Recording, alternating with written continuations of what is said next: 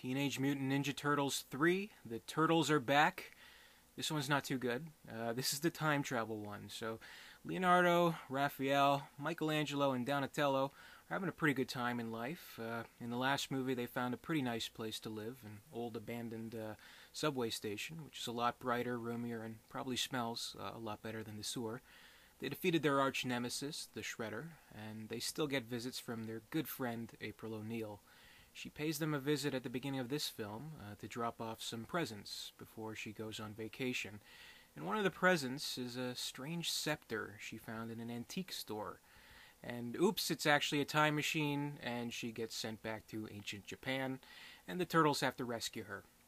Like, wow, that is some lazy fucking writing there. They don't even try to make any sense of introducing time travel into it.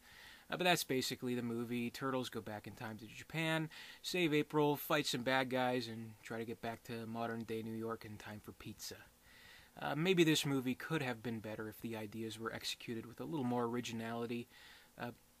Thinking about the Turtles in a time-traveling kind of plot definitely brings up a lot of expectations, especially after the hugely popular arcade game, Turtles in Time, where the Turtles are fighting their way through all kinds of different time eras with each level, and it's pretty awesome. But keeping in mind this isn't a $100 million budgeted film, obviously that's not what we're getting, which is fine, because the concept of going back to Japan in the 1600s, the time of samurai, going back to the root of it all, and then their practices and way of ninja life, it's a promising concept. It's just that there's not really anything done with that at all.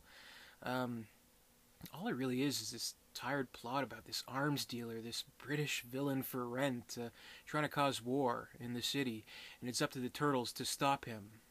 You can see what they're kind of going for here. This is like the Diet Coke, watered down with club soda version of Seven Samurai, sort of.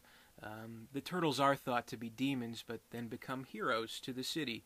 And they kind of struggle with the thoughts of, well, we're appreciated here, so maybe we should stay instead of going back to New York where we're sewer dwellers. And that's kind of good, but it feels so padded. That's the thing. This is actually a very boring movie.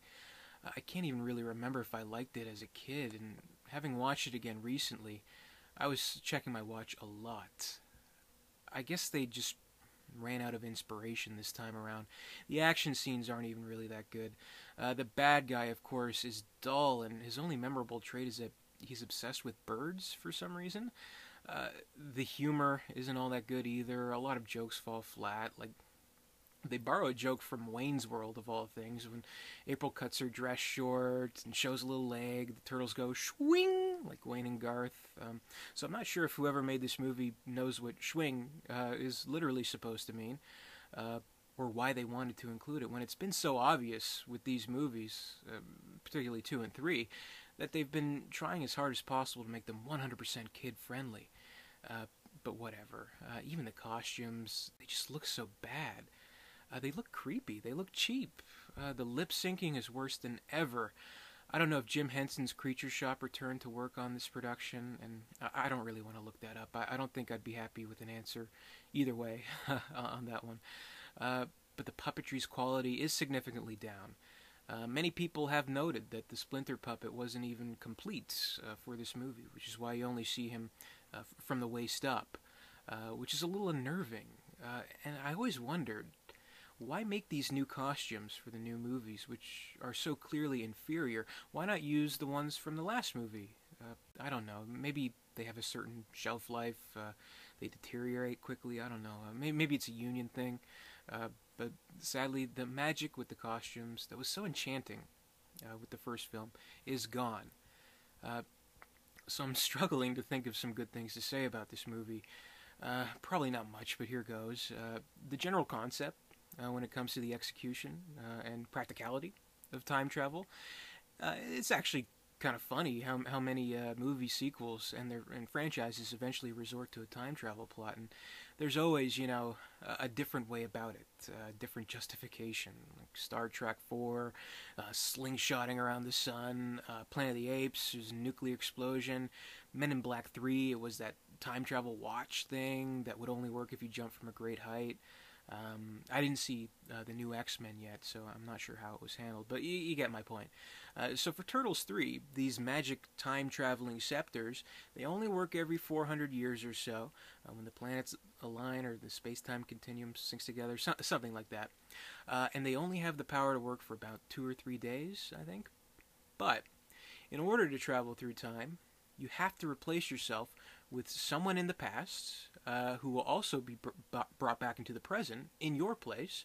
And not only does that person have to be holding the scepter at the exact same time, but they have to be the exact same weight.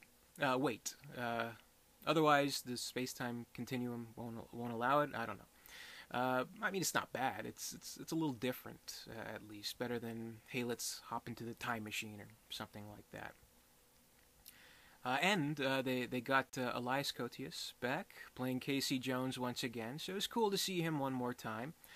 Unfortunately, he doesn't really have much to do other than literally get stuck with the task of babysitting the Japanese guards from the past, making sure they don't flip out and run away while the Turtles are doing their thing. But he makes the most out of the situation. For what it's worth, his scenes might be at least the most entertaining of the movie. He teaches them how to play hockey, he takes them to a bar, and they get their jam on to Jungle Boy, which is the best song, and basically acts as their guide to the New York slob bachelor lifestyle. So all that was pretty amusing, and I liked it. Also, Koteas plays another role in the past, in ancient Japan, as Wit, who works for the villain as a spy, but also may be a good guy. He kind of flip-flops, so you don't really know if you can trust him. And I think he's supposed to be a far, far back descendant of Casey Jones. So at least if you watch this movie, you get 2 Elias Koteas roles for the price of 1. Not too shabby. They also try to add just a little bit of gender equality, which may be too little too late, but appreciated. Obviously, you would think the Teenage Mutant Ninja Turtles are just for boys, but little girls like them too. Come on. So it's important to give them a little bit more representation than April, who's usually just a damsel in distress. For this movie, they have the character Mitsu, whose father is in dealings with the villain. She wants to fight, she wants to be protector, but she's looked down upon because she's female, so she's almost like a Japanese Mulan, sort of, I don't know. But she gets to kick some ass in the movie, and she makes friends with the Turtles, and that was all nice to see. For the most part, though, this is a pretty by-the-numbers sequel. It's uninspired and dull, and nothing about this works well at all. Like, definitely far, far, far from the first movie, and hell, even the second one. Not even the bare minimum of what you could expect from this kind of a movie, like seeing the Turtles fight and crack jokes. None of it delivers with this one, which is a big problem.